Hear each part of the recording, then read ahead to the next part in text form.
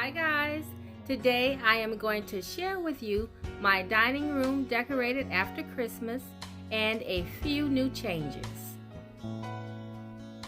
So if you watched my living room tour video, you may remember me saying that I like to switch things from room to room at the beginning of the year. Well, here in the dining room, I switched things within the dining room. So I moved my mirror from over the buffet to the wall facing the window.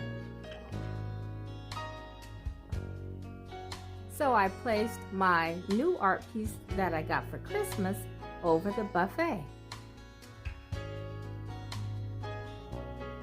So you will see a little bit of glam, but I also wanted to keep my rustic elements in the room as well. So you will see my horse, one of my favorite pieces that I love to decorate with in the dining room, and you will also see my dough bowl, another favorite for my dining room.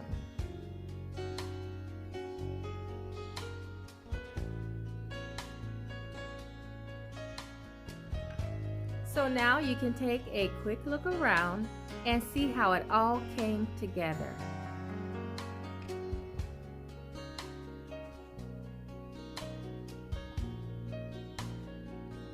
As you can see, I used a little pop of color with my neutral palette.